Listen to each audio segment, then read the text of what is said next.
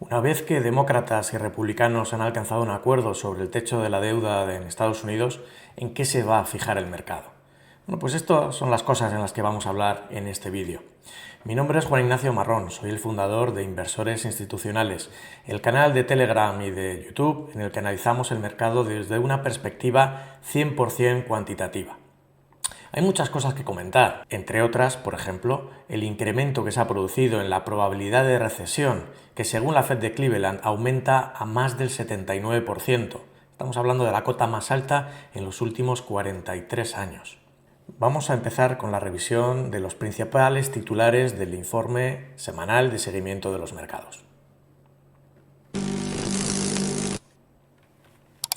Bueno, pues lo que estamos viendo una vez más esta semana es que se producen nuevas salidas de efectivo de la renta variable americana. Estamos hablando de 5.638 millones de dólares, una cantidad inferior a la de la semana pasada, pero que en todo caso se suma a las salidas de todas las semanas anteriores y arroja un saldo en el año, en 2023, de salidas superiores a los 250.000 millones de dólares. Y eso contrasta con las entradas que se han producido en la renta fija de prácticamente 10.000 millones, 9.964 millones de dólares, lo que le deja un saldo en el año de más de 57.000 millones de dólares que han entrado en productos de renta fija americana. No creemos que sea posible que las subidas se puedan mantener en la renta variable americana con unas salidas de efectivo tan importantes como las que se están produciendo. Solo en el 2023 llevamos ya más de 250.000 millones de dólares que han salido de productos como la renta variable americana para buscar un destino en otros productos como la renta variable europea, como la renta fija, como la renta variable en todo caso internacional. La evolución de los flujos de efectivo para la renta fija es totalmente diferente. Vamos a ver qué ha ocurrido con la fuerza relativa tendencial, ese indicador en el que analizamos cómo se comportan los diferentes activos. Tenemos más de 400 activos sobre los que hacemos seguimiento frente a una cesta de activos que suelen funcionar como refugio, es decir, donde suele destinarse el efectivo, el dinero, el ahorro de los inversores cuando las cosas pintan mal. Bueno, a pesar de que el viernes se produjeron unas subidas importantes de prácticamente todos los índices, como consecuencia de un acuerdo prácticamente inminente entre demócratas y republicanos sobre el techo de la deuda en Estados Unidos, vemos que en todo caso la FRT ha caído, y ha caído 25 puntos, pasando de 52, una lectura bastante extrema, en todo caso máximos relativos, que comentábamos la semana pasada que se estaban produciendo, cae esta semana hasta más 27. Sigue estando en zona alcista. La zona alcista se entiende toda aquella que esté por encima de 25 puntos. Pero en todo caso, la caída es muy relevante. También vemos que a pesar de esas subidas de última hora en la semana pasada, los sectores alcistas del S&P 500 han caído del 82% al 73%, es decir, un 9% de caída. Como decíamos ya la semana pasada, si se producía una caída en la FRT y dado que estábamos haciendo máximos relativos, estábamos en 52, nuestra propuesta era abrir una posición corta en el S&P 500. Y eso es lo que hemos hecho. Nos hemos puesto cortos en 4.205,5, que es el precio de cierre de la semana pasada. Bueno, veremos qué es lo que sucede. Es importante además señalar que la renta variable americana, los índices de la renta variable americana, presentan una FRT conjunta de 75, más 75. Esto quiere decir que es una lectura muy extrema y solo se han producido estas lecturas en la semana del 5 de noviembre del 2021 y en la semana del 12 de agosto del 2022.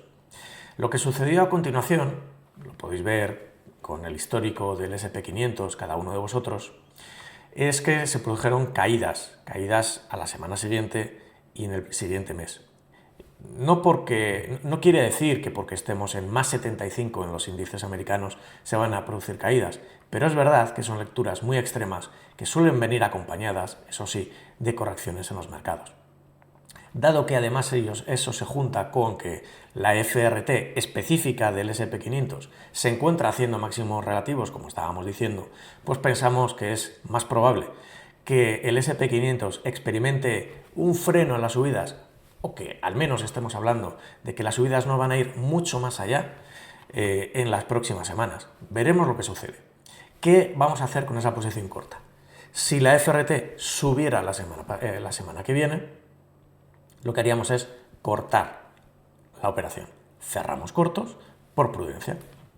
Si por el contrario la FRT sigue cayendo, pasamos de 27 a valoraciones inferiores a 27, mantendremos la posición corta en el SP500, esperando que continúen las caídas. Muy bien, pues dicho esto, vamos a ver qué cambios se han producido en los niveles institucionales y como consecuencia de ellos en las carteras de medio o largo plazo que actualizamos todas las semanas. De entrada lo que vemos es que no ha habido prácticamente cambios relevantes en los niveles institucionales en esta última semana, salvo, y esto sí nos gustaría comentarlo, en el Nasdaq, donde el nivel institucional superior ha aumentado de manera bastante significativa hasta los 13.734. Ahora mismo está cotizando por encima de los 4.300 puntos, pero lo que quiere decir es que una caída por debajo de 13.734 nos alertaría del posible final de ese desarrollo alcista tan importante, por otro lado, que ha experimentado el índice tecnológico. El segundo activo al que nos gustaría hacer un pequeño comentario es el índice de volatilidad. El índice de volatilidad también ha experimentado una caída no solo en el nivel institucional inferior, que se encuentra en 17,8, sino fundamentalmente en el nivel de los market makers. Y lo que es más relevante aún es que la cotización el viernes pasado del índice de volatilidad está ya por encima del nivel institucional inferior. El VIX terminó en 18, cuando el nivel institucional inferior está en 17,8. Eso quiere decir que aumenta la probabilidad de que se pueda producir un incremento de la volatilidad que le haga llegar al menos hasta 19,1, el nivel de los market makers, y en caso de superarlo, podría incluso alcanzar cotas muy superiores. Por lo tanto, nos alerta de que mientras esté el VIX por encima del 17,8, el riesgo de caídas en las bolsas es mayor. Precisamente por eso recomendamos hacer un seguimiento de estos niveles, al menos para tener unas indicaciones claras, concretas, niveles concretos, que os pueden ayudar a la hora de determinar cuál es el riesgo que nos podemos encontrar en los índices de renta variable americana. Desde el punto de vista de las carteras, bueno, pues no se han producido cambios en cuanto al régimen alcista o bajista de los activos a final de la semana pasada, con lo cual no se han producido cambios relevantes que podamos señalar. Lo que estáis viendo es la variación media de cada una de las carteras, 28,1 en el caso de la cartera long only, solo tomamos posiciones largas, solo compramos activos, mientras que en la cartera long short, en la que también incorporamos posiciones cortas, la variación media de las posiciones que tenemos en cartera es del 24%. Muy bien, pues pasamos ya a hacer repaso de los indicadores macro de la economía americana para nosotros más relevantes. Empezamos, como todas las semanas, con la curva de rendimientos, donde vemos que el porcentaje de inversión ha subido del 85 al 87%. Si pinchamos en la curva de rendimientos, veremos que en el último año hay un cambio clarísimo en la pendiente de la curva de hace un año, esta que estáis viendo de color rojo, frente a la de color azul, la actual, la actualizada al viernes pasado, donde tiene una pendiente claramente negativa. Bueno, esto lo que quiere decir es que las perspectivas de los inversores respecto de la economía americana son claramente también negativas y por lo tanto debemos prestar mucha atención a la evolución de los principales indicadores fundamentalmente adelantados. Y ahí nos tenemos que centrar en la actividad manufacturera y también, y muy relevante, en los indicadores de consumo. Respecto a la evolución de los spreads, algo que para nosotros es fundamental, en la medida en que estamos hablando de que la activación de un escenario de normalización de la curva de rendimientos es especialmente negativo para la evolución de la renta variable, de los índices. Precisamente por eso creemos que es muy conveniente hacer seguimiento de estos spreads. ¿Dónde está el spread 10 años, 2 años? Bueno, pues en 77 puntos básicos negativos. Ha caído respecto de la lectura de la semana pasada, que estaba en 58 puntos básicos negativos. Pero en todo caso, seguimos estando lejos de esos 107 puntos básicos negativos que se marcaron en la semana del 8 de marzo de 2023. En el caso del 10 años, 3 meses, estamos en 151 puntos básicos. De hecho, ha subido respecto a la semana pasada, que estaba en menos 158 puntos básicos. Los mínimos se produjeron el 4 de mayo, en 189 puntos básicos. Nos estamos alejando. Este indicador, precisamente el spread 10 años, 3 meses, es el que habitualmente suele tardar más en dar las señales a efectos de esa normalización que estábamos diciendo, pero también es el que cuando empieza el proceso de normalización, el comportamiento de la bolsa suele reaccionar de forma más negativa que aquellos otros spreads que tienen o que introducen elementos de plazos más largos, como puede ser los títulos del Tesoro americano a 2 años o incluso a 5 años, como se hace en el spread 30 años, 5 años.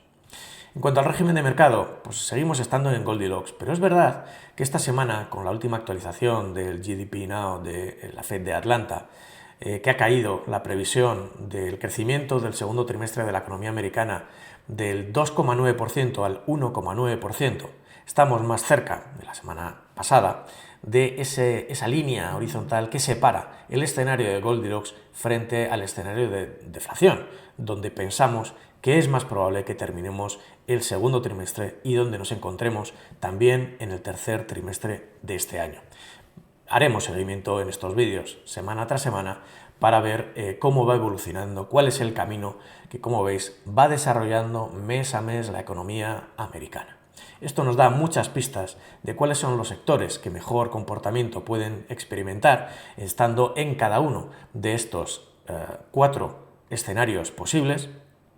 Y es muy relevante a efectos, sobre todo también, de construir carteras diversificadas que tengan al menos un componente macroeconómico incorporado, algo que aunque habitualmente los inversores particulares no suelen tener en cuenta, cualquier inversor institucional es uno de los elementos que sin duda consideran. Pasamos ahora ya a hacer un repaso de la probabilidad de subidas y de bajadas de tipo de interés. Y esta última semana se ha producido un cambio muy relevante. ¿Como consecuencia de qué? Bueno, pues fundamentalmente de los datos de inflación que se publicaron el viernes pasado. Los vamos a comentar a continuación. ¿Dónde estamos en términos de probabilidad? Bueno, pues la probabilidad de subidas en diciembre del 2023 son del 15,58%, cuando la semana pasada estábamos en cotas muy inferiores. Sin embargo, lo más importante o lo fundamental es que nos fijemos que el mercado está descontando una probabilidad de subida de 25 puntos básicos en la reunión del 13-14 de junio, es decir, en 2 semanas, del 72,23%. Es un porcentaje muy alto, sobre todo si lo comparamos con el 20% de la semana pasada o lo comparamos con el prácticamente 0% de semanas anteriores. Por lo tanto, la percepción del mercado ha cambiado y ha cambiado de forma muy relevante. ¿Qué es lo que piensa que va a ocurrir de aquí a final de año? Bueno, pues lo que piensan es que solo hay un 15% de probabilidad de que en diciembre de este año los tipos de interés fueran superiores a los actuales, que se encuentran entre el 5 y el 5,25% en Estados Unidos. Y además lo que esperan es que se produzca una bajada en los tipos de interés que podría ser de 25 puntos básicos, lo que contrasta con los 75 puntos básicos de bajada de tipos de interés de semanas anteriores. La probabilidad de que se produzcan bajadas es del 42,76% y la probabilidad de que los tipos de interés se mantengan en las cotas actuales o por debajo es superior al 80%. Bueno, dicho esto, vamos a hacer un repaso de los indicadores de crecimiento que se han actualizado en la última semana. Y aquí lo que podemos ver es que Weekly Economic Index de Reserva Federal de Nueva York estima que el crecimiento de la economía americana a 31 de diciembre podría ser del 1,17%, ha aumentado algo respecto del 1,03% de la semana pasada. El GDP Now ya lo hemos comentado, se produce una caída del 2,9% al 1,9%. Esa caída está en línea con lo que estamos comentando, de que en nuestra opinión es más probable que se produzca una corrección en las previsiones, en las estimaciones realizadas por la Fed de Atlanta en las próximas semanas y que acabemos en un escenario de deflación. En cuanto al Weekly Leading Index de ECRI, vemos que seguimos con crecimientos negativos del 4%. Desde abril del 2022 tenemos una estimación de crecimiento negativa. Y luego, por último, la probabilidad de recesión. Y aquí nos encontramos con que la Fed de Cleveland ha aumentado la probabilidad de recesión hasta el 79,3%. Lo decíamos al inicio de este vídeo. Y es que la probabilidad de recesión es la más alta en los últimos 43 años. Estamos hablando de que desde los años 80 no nos encontramos con una probabilidad de recesión tan alta como la actual. Y eso responde fundamentalmente al porcentaje de inversión tan relevante que se ha producido en las curvas de rendimiento. No solo eso, debemos tener en cuenta que la previsión de reducción, de contracción de la economía americana en el mes de mayo del 2024, según la Fed de Cleveland, es del 3,2%. 2 décimas más de la que estimaban en el mes de abril. Pasando a los indicadores de actividad productiva, vemos que el índice PMI de manufacturas de Markit ha caído en el mes de mayo 1,7 puntos hasta 48,5. Esto responde a una menor demanda y a una menor necesidad de mantener inventarios porque también se ha producido una caída en los nuevos pedidos. Si lo vemos en términos del PMI compuesto, que además de la actividad puramente manufacturera también incorpora al sector servicios, en realidad lo que vemos es que se ha producido un aumento de 1,4 puntos hasta 55,1. Esto es positivo, esto quiere decir que la actividad conjunta de la economía americana sigue creciendo, sigue aumentando. En todo caso, vemos que el índice de manufacturas de la Fed de Richmond también ha caído 5 puntos hasta menos 15. Es la caída mayor en el último trimestre y lo que quiere decir es que se ha producido, sin duda, una contracción en la actividad productiva en este estado. Desde el punto de vista de los indicadores de consumo, lo más relevante es comentar el índice de confianza de la Universidad de Michigan. Ha caído 3,2 puntos. Sabéis que este indicador es un indicador no normalizado y, por lo tanto, debemos atender sobre todo a las variaciones que se experimentan en un mes, en 3 meses, 6 meses, 12 meses, es decir, el periodo en el que queramos analizar cuál ha sido su evolución. Este mes ha vuelto a caer 3,2 puntos hasta 59,2. El índice Redbook de ventas minoristas, que se actualiza todas las semanas, ha caído una décima hasta 1,5%. El proceso de ralentización del consumo sigue su curso. Lo venimos comentando desde hace muchas semanas y esta caída de una décima refleja una vez más esa ralentización que se está produciendo en una de las variables clave a efectos del crecimiento de la economía de cualquier país, sobre todo de países como Estados Unidos. El consumo sigue siendo la variable que sigue manteniendo la economía en términos de crecimiento por encima de lo que algunos indicadores adelantados están indicando.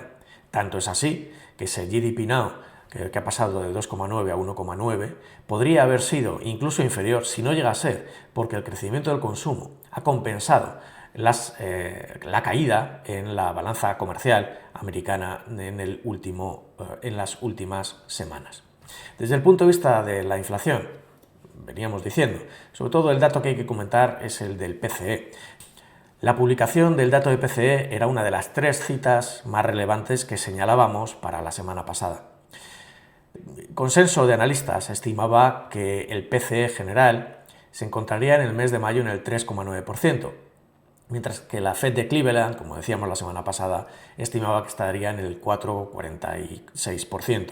Bueno, pues finalmente parece que ha sido la Fed de Cleveland la que ha tenido un mayor acierto en la estimación, al quedar en el 4,4%, una décima por encima del mes de mayo, y se acelera la subida de los precios en la economía americana. Si eliminamos de la ecuación energía y alimentos, es decir, nos fijamos en la medida de inflación en términos subyacentes, ese PCE subyacente, lo que vemos es que también ha subido una décima hasta 4,7%, frente al 4,6% del mes anterior. Son datos negativos y son datos que han producido un vuelco en la probabilidad descontada por los futuros de los fondos federales de nuevas subidas de tipos de interés, como hemos visto hace unos minutos.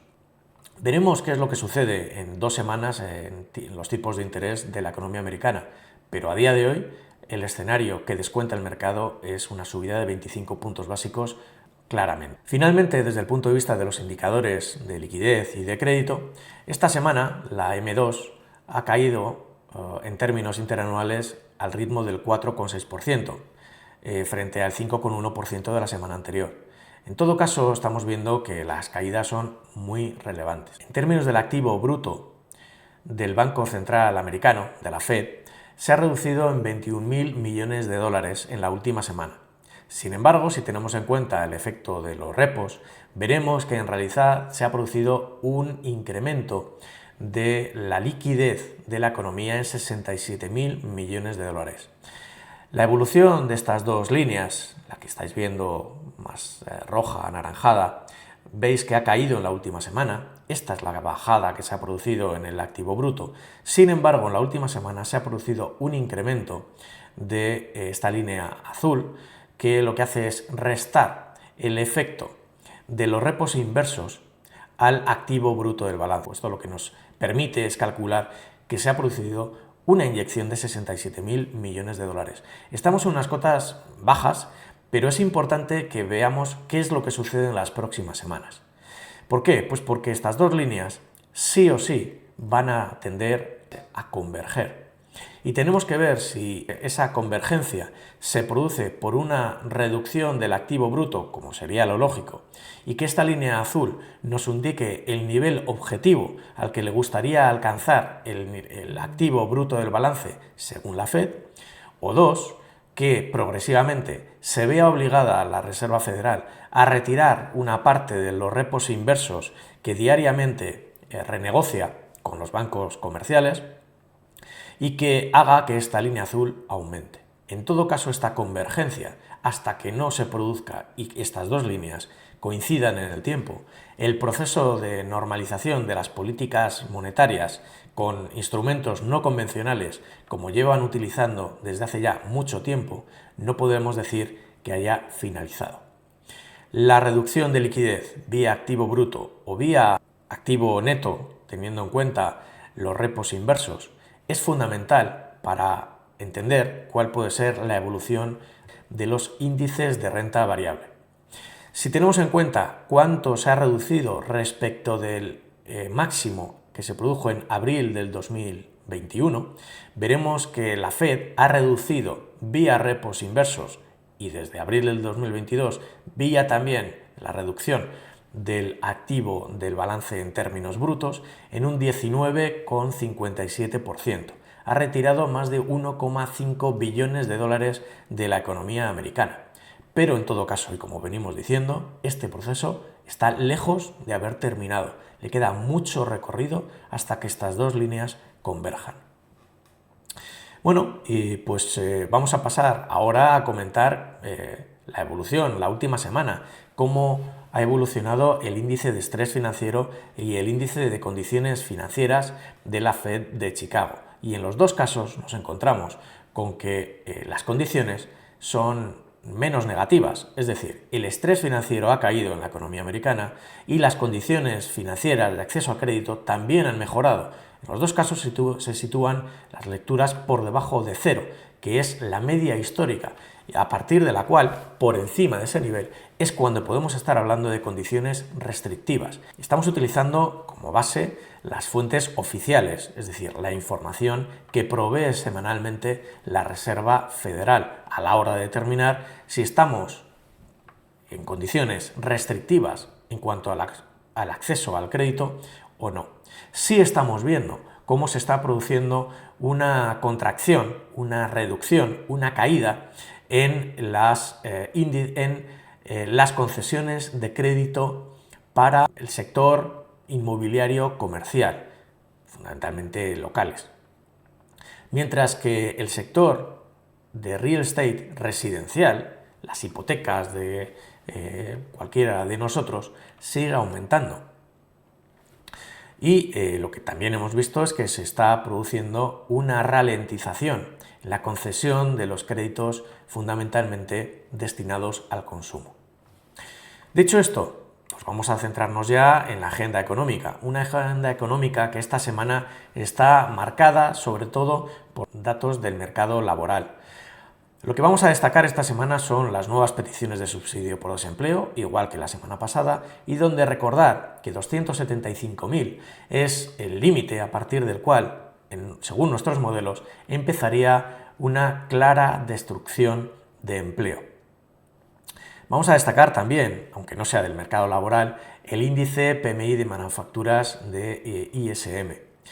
Y este es un dato importante y también podríamos destacar incluso también el índice de confianza del consumidor que se conocerá mañana martes de The Conference Board porque complementará el índice de la Universidad de Michigan que hemos conocido hace unos días, la semana pasada.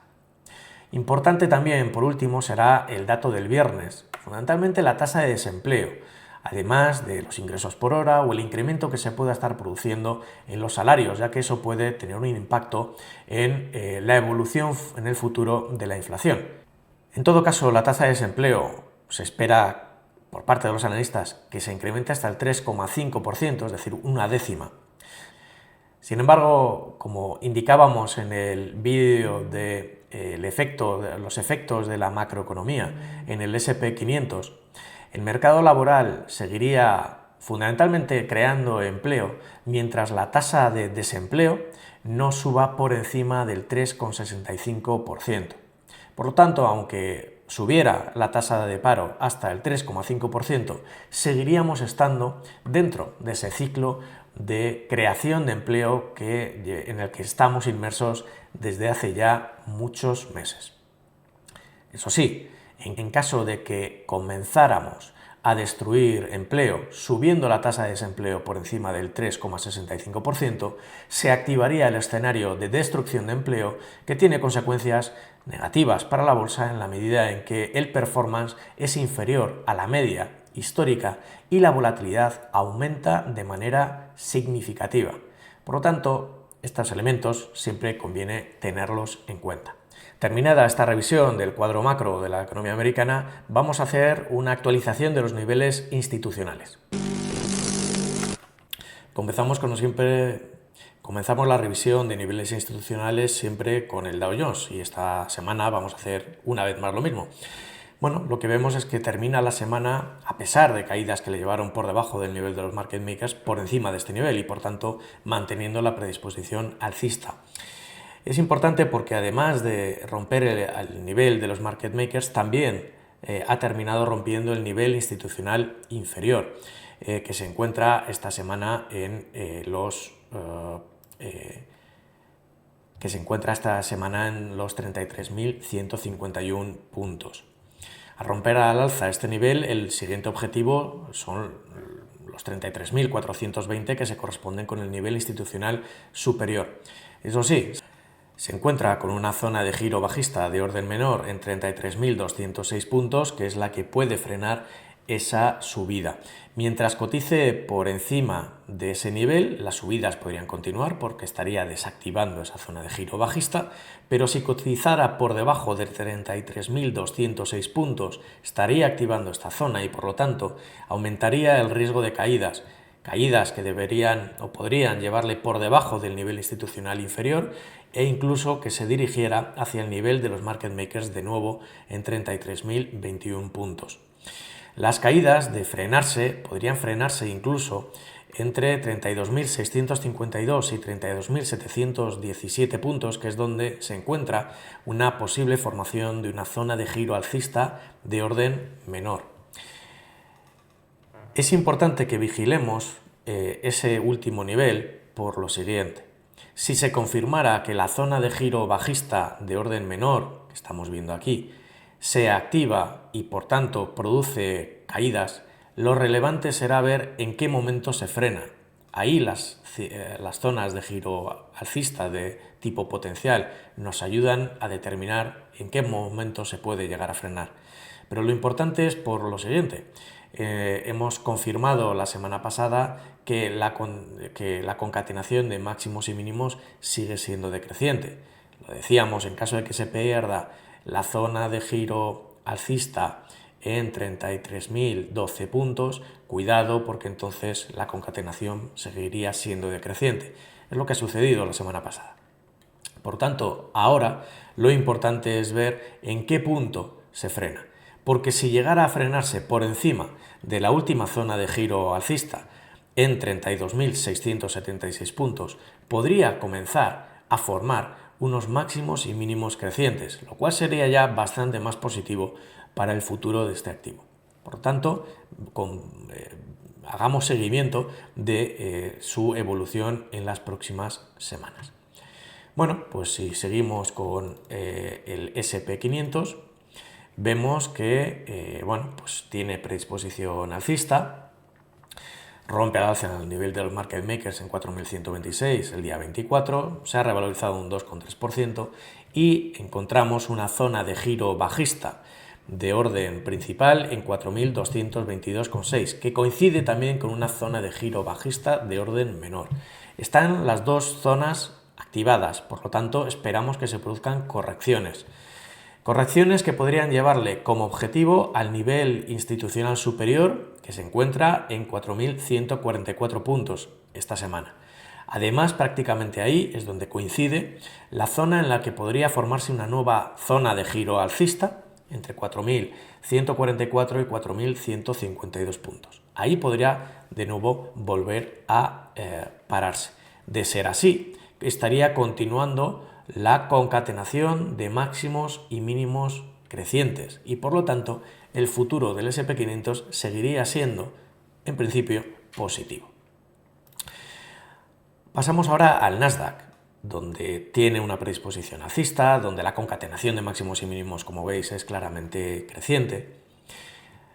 La última subida le lleva a definir una zona de giro bajista principal y menor entre 14.383 puntos y se encuentran activadas. Esperamos, por tanto, correcciones. Solo la superación de 14.383 puntos le permitiría alcanzar cotas superiores. En caso de que, efectivamente, como está sucediendo ahora, se activaran estas zonas de giro bajista, deberíamos esperar correcciones que podrían llevarle hasta el nivel institucional superior en los 13.734 puntos. Esta es la subida tan relevante que decíamos que convenía seguir, precisamente porque es la que puede determinar el final del desarrollo alcista. En caso de perder este nivel, la propensión pasaría a ser bastante más negativa.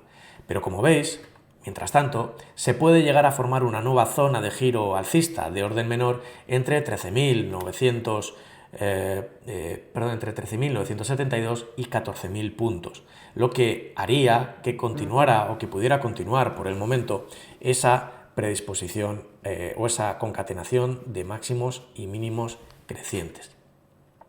Pasando ahora al Russell 2000, vemos que la propensión es negativa, cotiza todavía por debajo del nivel de los market makers en 1.791 puntos. Vemos que, eso sí, ha roto al alza el nivel institucional inferior, que esta semana está en 1.755. Por lo tanto, mientras cotice por encima de 1.755, la propensión del Russell 2000 es alcista, con objetivo alcanzar el nivel de los market makers en 1.791 puntos. Eso sería muy positivo, ya que pasaría a tener predisposición alcista con objetivo nivel institucional superior en 1809. ¿Qué vemos? Bueno, pues que la semana pasada se formó una zona de giro alcista de orden menor en 1764 puntos, que esta zona está activada, que es la que ha provocado esas subidas, y de momento tenemos que esperar a ver si se forma una nueva zona de giro bajista de orden principal o de orden menor. En todo caso, la concatenación desde el pasado 4 de mayo de los máximos y mínimos a partir de la unión de estas zonas de giro alcistas y bajistas es positiva. Por lo tanto, era de esperar que en caso de activar esta zona de giro alcista de orden menor se produjeran subidas como por el momento se están produciendo. Veremos hasta dónde llega. ¿Por qué? Pues porque podría llegar a formarse una zona de giro bajista de orden menor que frenara estas subidas entre 1785 y 1788 puntos. De ser así, confirmarse la identificación de esta zona de giro bajista, podría poner fin a las subidas, por tanto que incluso ni siquiera llegara a alcanzar el nivel de los market makers, lo que haría que pudiera empezar a definir una zona de consolidación, un movimiento lateral para las próximas semanas. Tenemos que, por tanto, controlar y comprobar que hacer un seguimiento, en definitiva, de cuáles son las siguientes zonas de giro bajista que se puedan identificar. Pasamos al Nikkei. Nikkei tiene una predisposición alcista muy clara, ha subido un 13,7% desde que rompió la alza el 7 de abril el nivel de los market makers. Identificamos una zona de giro bajista de orden principal en 31.615 puntos, que coincide también con una zona de giro bajista de orden menor. Mientras cotice por debajo debemos esperar correcciones que podrían llevarle incluso hasta el nivel institucional superior en los 29.369 puntos. Eso sí, puede frenarse antes entre 30.676 y 30.738 puntos, donde podría formarse una zona de giro alcista de orden menor y que diera continuidad a esa concatenación de máximos y mínimos crecientes. Esta zona seguiría estando por encima de la última zona de giro menor, que es la que ha determinado el último desarrollo alcista, básicamente de la semana pasada. Por lo tanto, importante controlar estos niveles. Si por el contrario llegara a superar el nivel de los 31.615 puntos, donde se encuentra la zona de giro bajista principal y de orden menor, las subidas podrían continuar y eso le podría llevar hasta definir una nueva zona de giro bajista entre 31.706 y 31.769.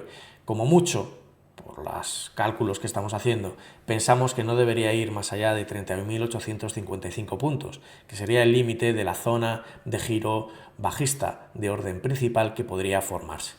Haremos seguimiento, en todo caso, de cómo evolucionan en el futuro estos niveles y lo iremos actualizando día a día en el canal de Telegram. En cuanto al índice de volatilidad, pues tiene predisposición alcista en el momento en el que, con la actualización del nivel de los niveles institucionales, esta semana pasa a cotizar por encima de 19,13, nivel de los market makers. Esto no es positivo para este activo, ya que puede hacer o provocar que se produzcan subidas que podrían llevarle a definir una nueva zona de giro bajista potencial de orden menor entre 20,88 y 20,92. Incluso podría llegar a subir hasta los 22,38, 22,42, donde se encontraría una nueva zona de giro bajista de orden principal. Subidas, por tanto, de la volatilidad hasta el nivel de 21 prácticamente o niveles de 22 no debería llamarnos la atención, ya que la ruptura al alza del nivel de los market makers supondría que ese escenario pasa a ser el principal. Veremos, en todo caso, cómo evolucionan estas zonas de giro. Vemos que la última zona de giro alcista de orden menor se identifica en 19,72. Por tanto, mientras cotice por encima de este nivel, el riesgo de que la concatenación de máximos y mínimos pase a ser creciente es alta, es mayor. Por tanto, importante que hagamos ese seguimiento. Si llegara a pararse entre 20,88 y 20,92, parecería que podría formar una zona de consolidación lateral y que, por tanto, las caídas que podría experimentar la bolsa en caso de este incremento de la volatilidad, pues que no fueran mucho más allá de lo que hemos visto en las últimas semanas. Pasando ya a las materias primas y comenzando por el oro, que sigue teniendo predisposición alcista, se ha revalorizado casi un 12% desde el 28 de noviembre, cuando rompe alza el nivel de los market makers. La caída que ha experimentado en las últimas semanas es relevante, es de más de un 5%. Ha encontrado suelo, al menos temporalmente, en la zona de giro alcista de orden principal y menor que se encuentra en 1940,7. Mientras cotice por encima de estos niveles, estaría activando estas zonas de giro alcista y por tanto esperaríamos que se produjeran subidas.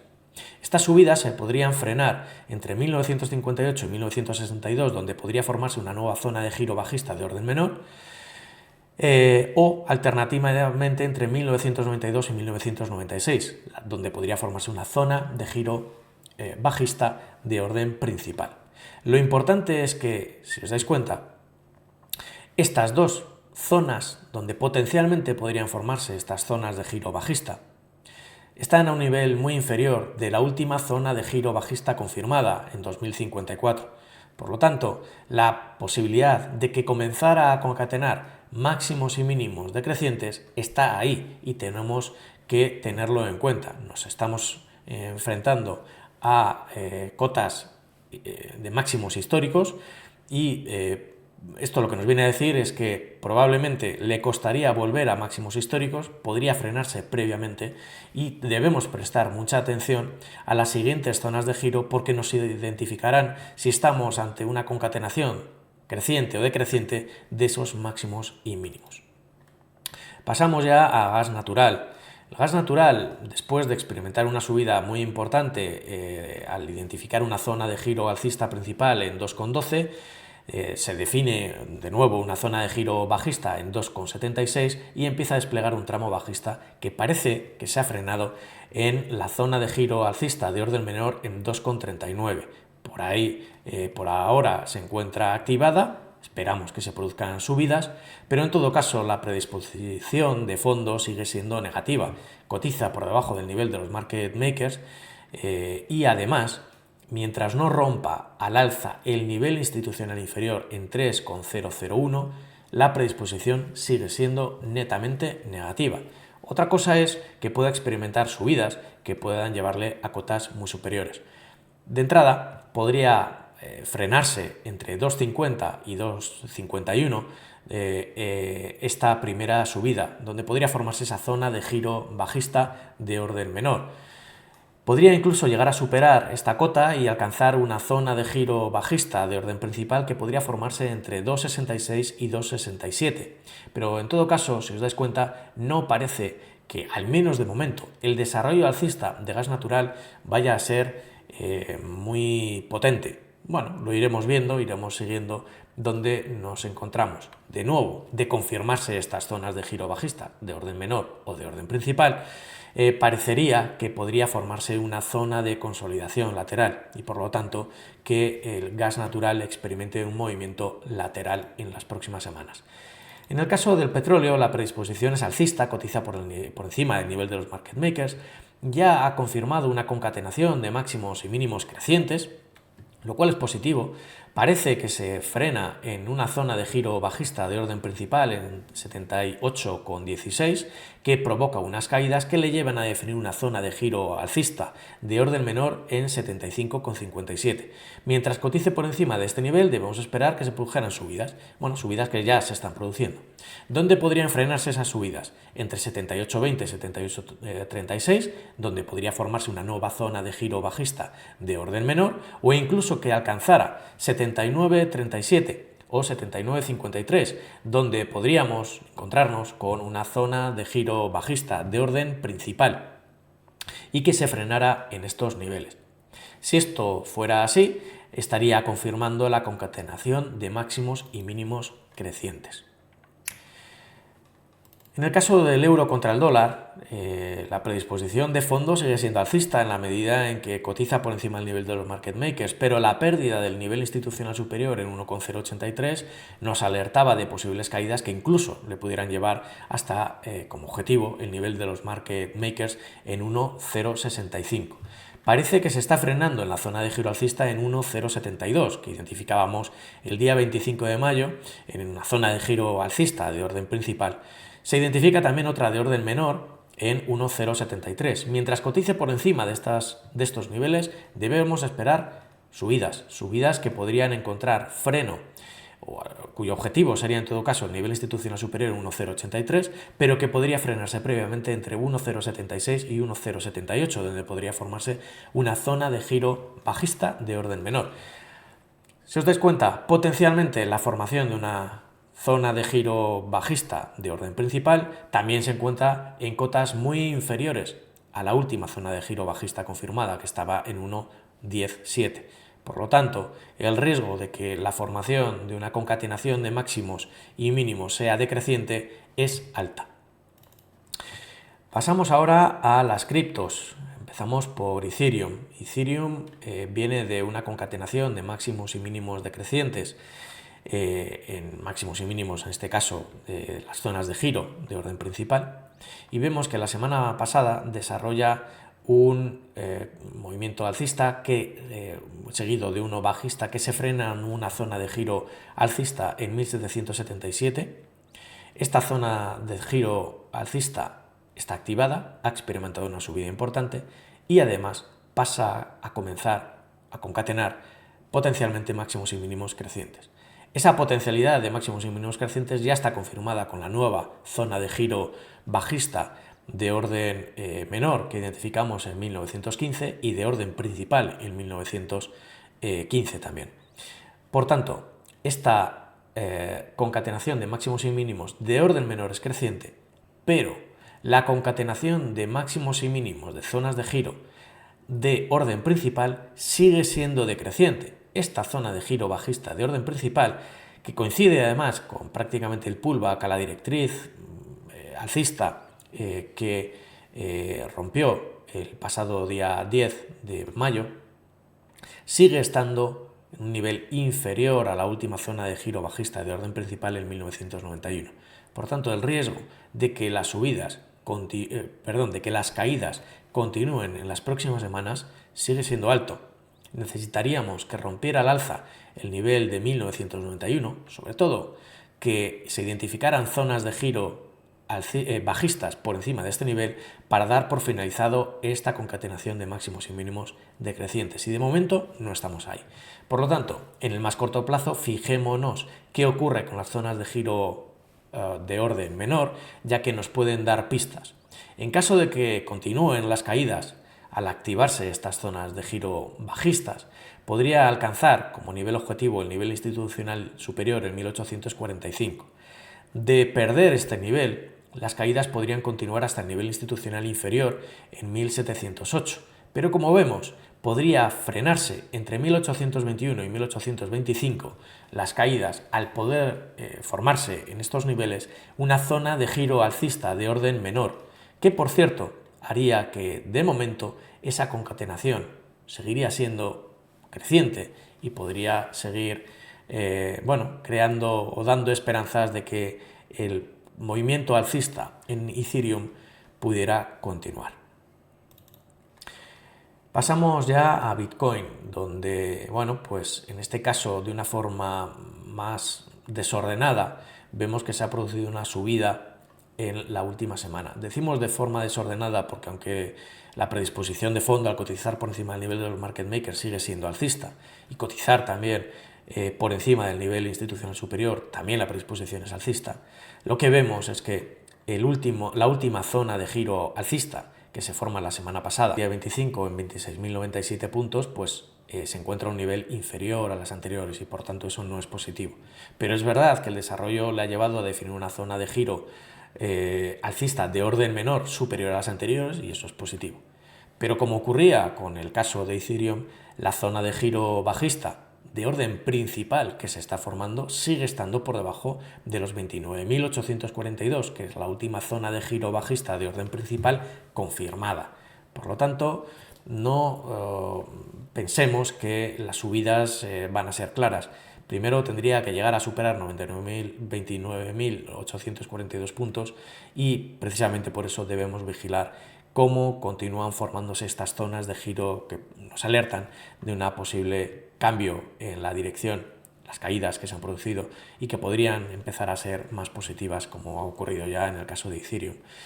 Por tanto, hagamos seguimiento de estas caídas, veamos dónde se frena. Si se frena entre 26.889 y 26.943, donde podría formarse una zona de giro alcista de orden menor, pues la probabilidad de que pudiera seguir continuando sería, que pudiera seguir subiendo, pasaría a ser más alta. En todo caso, es todavía pronto para saber si estamos en ese escenario. Bueno, y por último, en la renta fija, la predisposición es bajista desde hace ya unos días, como venimos señalando y como actualizamos en la cartera long short. Bueno, lo que vemos es que con la ruptura a la baja del nivel institucional inferior, el objetivo de caída era la siguiente zona de giro alcista. Se identifica el día 26 en 112,35, zona de giro alcista y de orden menor.